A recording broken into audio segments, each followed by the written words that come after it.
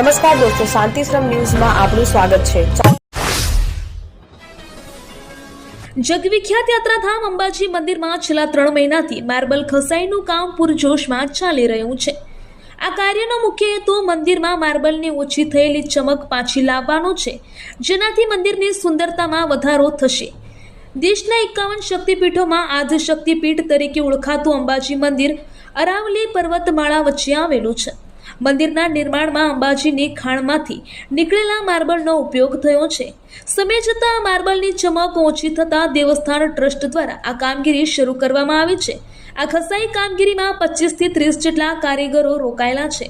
તેઓ મંદિરના ટોચના ભાગેથી લઈને ચાચર ચોક સુધીના વિસ્તારોમાં સવારથી સાંજ સુધી કામ કરી રહ્યા છે। બપોરના સમયે ગરમીથી બચવા કારીગરો મંદિરના નીચેના ભાગે કાર્ય કરે છે।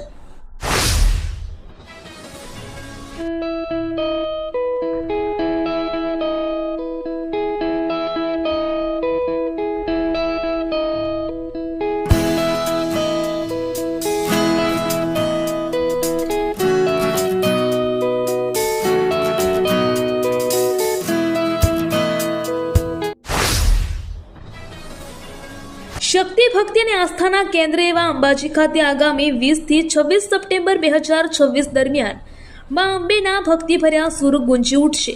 અરવલ્લીની ગિરિમાળાઓમાં સ્થિત પ્રસિદ્ધ અંબાજી શક્તિપીઠ ખાતે ભાદરવી પૂનમ મહામેળો 2026નું ભવ્ય આયોજન કરાશે। આ ભવ્ય આયોજનના ભાગરૂપે જિલ્લા કલેક્ટર શ્રી મિહિર પટેલના અધ્યક્ષસ્થાને કલેક્ટર કચેરી પાલનપુર ખાતે સંબંધિત અધિકારીઓ સાથે એક અગત્યની બેઠક યોજાઈ હતી, જેમાં સમગ્ર મેળાના સુચારુ આયોજન અને વ્યવસ્થાઓ અંગે વિસ્તૃત સમીક્ષા કરવામાં આવી હતી। સ્વચ્છતા, વિસામા, ભોજન, પાણી પુરવઠો, સુરક્ષા અને સાંસ્કૃતિક કાર્યક્રમો વગેરે તમામ મહત્વપૂર્ણ બાબતોને સાંકળી લઈને જિલ્લા કક્ષાની અલગ અલગ 28 જેટલી સમિતિઓની રચના કરવામાં આવી છે। ગુજરાત સરકાર અને પવિત્ર યાત્રાધામ વિકાસ બોર્ડના સહયોગથી જિલ્લા વહીવટીતંત્ર દ્વારા મહામેળાની તૈયારીઓ પૂરજોશમાં શરૂ કરી દેવામાં આવી છે। દિયોદર તાલુકાના વખા અને ગોઠડા ગામ વચ્ચે હાઈવે પર આવેલી ચામુંડા રેસિડેન્સી ખાતે ચામુંડા માતાજીના ગબ્બર અને મંદિરનો શિલાન્યાસ મગરવાડા મણિભદ્ર વીર મંદિરના મહંત યતિવર્ય શ્રી વિજય સોમજી મહારાજ તથા અન્ય સંતોની નિશ્રામાં યોજાયો હતો।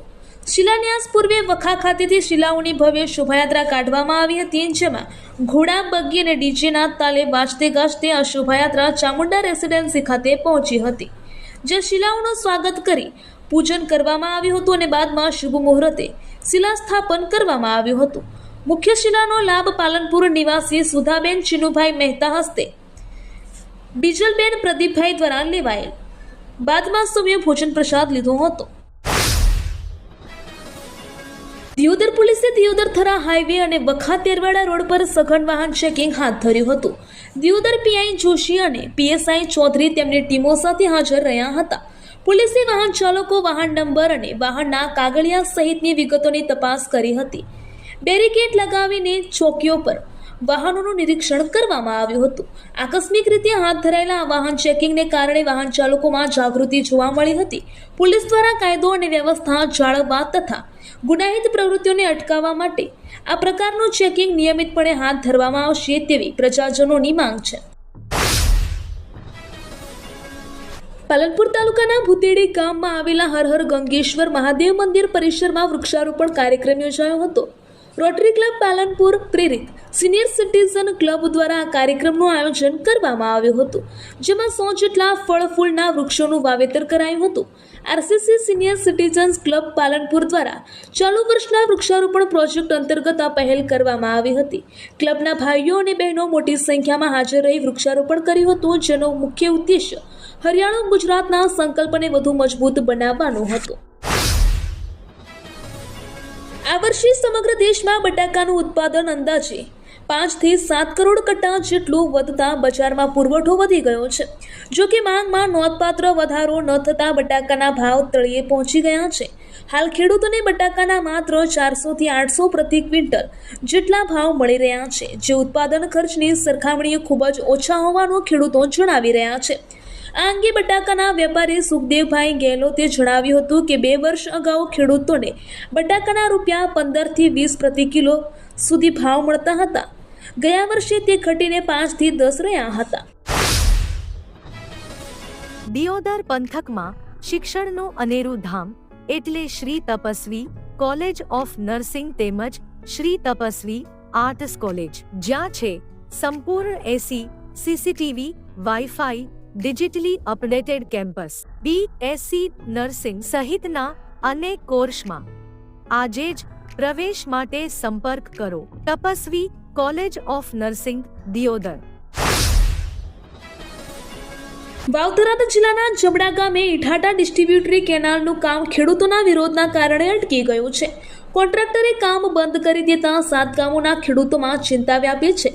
વરસાદ ખેંચાવાને કારણે ખરીફ પાક પર સંકટ છે અને જો સમયસર કામ પૂર્ણ નહીં થાય તો રવિ સિઝનમાં પણ પાણી નહીં મળે તેવી ભીતિ સેવાઈ રહી છે. મુખ્ય નર્મદા કેનાલમાંથી નીકળતી આ ઇઠાટા ડિસ્ટ્રીબ્યુટરી કેનાલનું કામ છેલ્લા 2 મહિનાથી ચાલી રહ્યું હતું. જો કે જબડા ગામ નજીક ખેડૂતોના વિરોધને પગલે કોન્ટ્રાક્ટરે કામગીરી અટકાવી દીધી છે, જેના કારણે નિર્ધારિત સમયમાં કામ પૂર્ણ થવામાં વિલંબ થઈ રહ્યો છે. બનાસકાંઠાના ઓગળ તાલુકાના અધગામ ખાતે આવેલા હનુમાનજી મંદિરે ચૌધરી સમાજની ચિંતન બેઠક યોજાઈ હતી. પાટણના દાદર ગામના ચૌધરી સમાજના એક આધેડના અપહરણ અને મારપીટ મામલે આ બેઠક યોજાઈ હતી, જેમાં સમાજના કાંકરેજી અને હિંદવાણી પરગણાના આગેવાનો ઉપસ્થિત રહ્યા હતા. આ બેઠકમાં સમાજ દ્વારા મહંત બળદેવગીરીને કેસના મુખ્ય સૂત્રધાર તરીકે ફરિયાદમાં દાખલ કરવાની માંગ કરવામાં આવી હતી. સમાજે 10 દિવસમાં બળદેવગીરીની ધરપકડ કરવા માટે પણ અલ્ટિમેટમ આપ્યું હતું.